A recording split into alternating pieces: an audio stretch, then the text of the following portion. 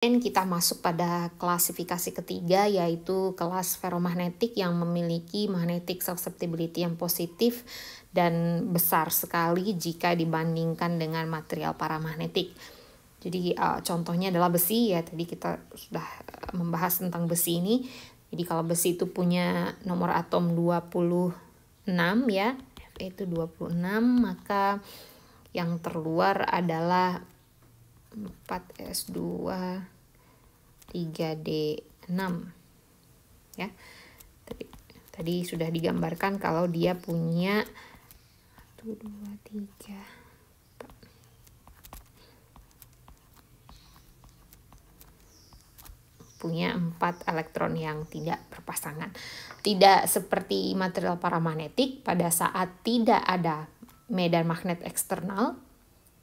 Jadi material ferromagnetik ini tetap memiliki net magnetic dipole moment. Jadi kalau misalnya kita gambarkan, tadi ada H sama dengan 0 dan H misalnya arahnya ke sana. Terus ini atom-atomnya ya. Ini juga punya atom. Nah, setiap atom ini punya magnetic dipole, net magnetic dipole. Pada saat H sama dengan 0 ya. Pada saat H sama dengan 0, dia itu M-nya itu tidak sama dengan 0 ya, karena sudah mengarah ke satu arah gitu. Jadi dia tanpa diberi medan magnet eksternal pun dia itu sudah bersifat magnet. Nah, kalau diberi H, arahnya itu malah makin sejajar. Jadi dia malah makin, kalau di sini ada belok-belok dikit, di sini malah makin sejajar dan makin kuat. Jadi M-nya juga tidak sama dengan 0 ketika diberi H. Magnetic moment pada ferromagnetik ini ya, pada saat H sama dengan 0 itu tuh sudah sejajar satu sama lain. Ini digambarkan di sini ya. Nah, ini itu dikarenakan ada yang namanya sifat ini, yang sifat yang khusus pada material ferromagnetik, namanya quantum mechanical exchange interactions. Ya, inilah yang menyebabkan dipol-dipolnya ini tuh sejajar satu sama lain sehingga net magnetisasinya ini tidak sama dengan 0 gitu. Nah, ini tuh apa? Ini tuh Anda tidak akan kita bahas dalam kuliah ini, tapi cukup tahu ya kalau dengan adanya sifat ini, makanya ferromagnetik ini bisa memiliki dipol yang sejajar sehingga nilai magnetisasinya itu besar tanpa harus dikasih H. Contohnya adalah besi, kobalt, nikel ya. Ini material yang bersifat ferromagnetik, dan beberapa paduan dari magnesium, aluminium, dan Cu. Jadi kalau aluminium sendiri dia bersifat paramagnetik, tapi kalau dicampur dengan yang lain dia bisa bersifat ferromagnetik. Jadi sama seperti paramagnetik, sifat ferromagnetik ini tergantung pada temperatur. Kalau sudah di atas temperatur Curie, ya, sifat ferromagnetik ini akan hilang dan magnetic momennya akan berantakan dan dia akan berubah menjadi paramagnetik. Jadi di atas temperatur Curie, ferromagnetik akan berubah menjadi paramagnetik. Nah, ada satu lagi sifat khusus pada ferromagnetik adalah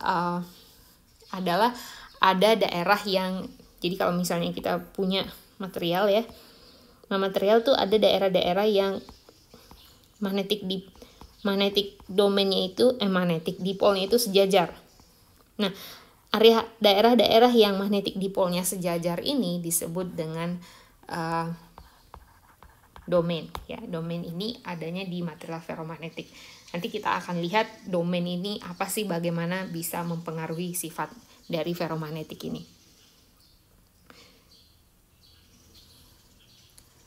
Nah, di sini kita mencoba mengingat kembali ya. Ini tadi untuk besi ya. Jadi untuk besi dia punya elektron yang tidak berpasangan.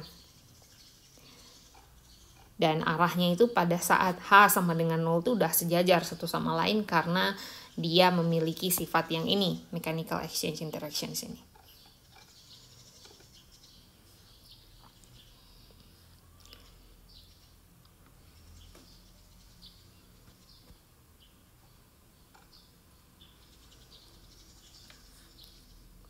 Nah, tadi saya sudah menyinggung sedikit tentang domain ya. Domain itu adalah daerah yang dimana dipol magnetik dipolnya itu satu arah. Jadi sebuah magnet ini bisa terdiri dari beberapa domain. Jika besaran dan arah dari domain tersebut saling cancel, saling mematikan satu sama lain, maka material tersebut tidak akan memiliki sifat magnet. Inilah alasannya kenapa ada besi yang tidak bersifat magnet. Karena domain-domain magnet di material tersebut saling cancel, sehingga tidak ada medan magnet eksternal yang bisa dihasilkan oleh material tersebut. Ya, jadi contohnya adalah ini ya. Anda lihat di sini magnetik dipolnya itu saling bunuh satu sama lain, sehingga tidak ada medan magnet di sekitar ini dan nilai M-nya sama dengan 0 di sini ya. Ini posisi ya. Jadi inilah yang menyebabkan kalau Anda temukan besi tidak semua besi bersifat magnet. Nah, ini salah satu penyebabnya adalah domainnya saling cancel. Nah, pertanyaannya adalah apakah besi yang tidak memiliki sifat magnet tersebut, yang domainnya saling cancel tersebut, dapat memiliki sifat magnet lagi? Nah, itu adalah pertanyaannya. Jawabannya adalah bisa. Yaitu dengan cara memberi medan listrik yang dapat mengubah ukuran domain tadi. Jadi di sini diperlihatkan besaran medan listriknya dinaikkan, ya ini ya. Medan listriknya dinaikkan.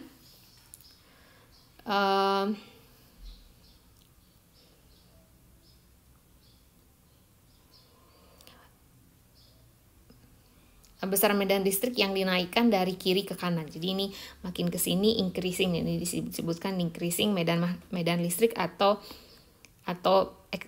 ini H ini medan magnet eksternal atau yang dapat diberikan dengan memberikan medan listrik. Ya.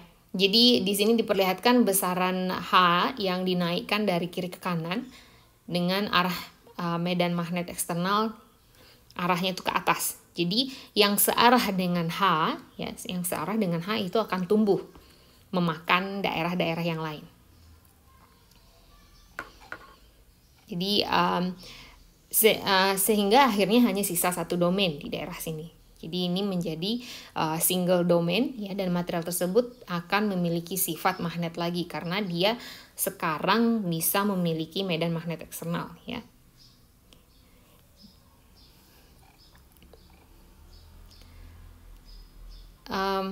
Jadi material yang memiliki satu magnetic domain ini disebut telah mencapai magnetic saturasi. Jadi dia sekarang memiliki net magnetic dipole karena dipolnya tidak saling cancel lagi, dan kalau sudah mencapai satu magnetic domain ini disebut mencapai magnetic saturasi.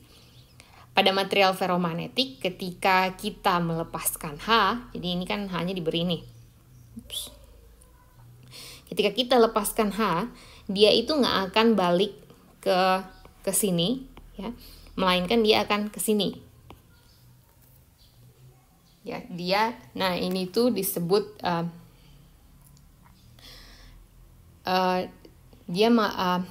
jadi dia masih memiliki sisa-sisa magnetisasi seperti yang digambarkan di sini. Jadi ini akan digambarkan dengan, ini disebut juga dengan magnetic hysteresis, ya. Karena dia nggak kembali ke asalnya, tapi dia malah masih menyimpan sisa-sisa magnetisasi dari yang tercipta pada saat mencapai magnetic saturasi. Jadi yang terjadi di sini itu digambarkan di sini, ya. Ini di titik awal, ini titik awal pergi ke sini, ya. Lalu mencapai magnetic saturasi. Lalu ketika H-nya dilepaskan, dia malah nggak balik ke sini, tapi malah balik ke sini. Nah, yang didapat itu ini. Jadi ini akan kita lihat di bagian yang sini. Dijelaskan di graf ini supaya lebih detailnya.